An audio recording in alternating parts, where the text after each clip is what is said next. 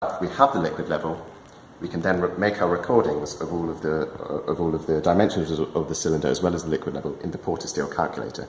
For the purposes of this video, we've already done this.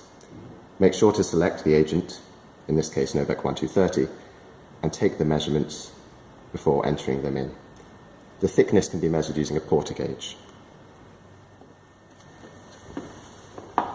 Sometimes it can be tricky to know where to measure the cylinder, so I'm going to explain to you now how to go about it.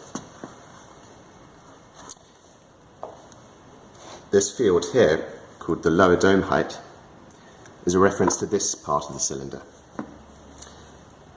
In order to measure the lower dome height, we're looking at this particular area here, where this red tape is, down to the top of the skirt.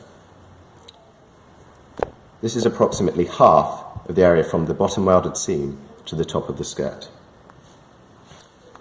When measuring the liquid level height, we take the liquid level height from this red tape, approximately halfway between the bottom weld seam and the top of the skirt, up to the liquid level. So we'd be measuring this distance here.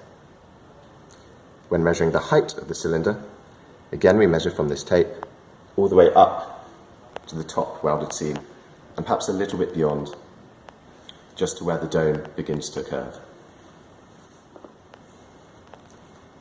Having entered in all these values, including the ambient temperature, we then press the calculate button, giving us a value of 32.53 kilograms. This is our final agent mass.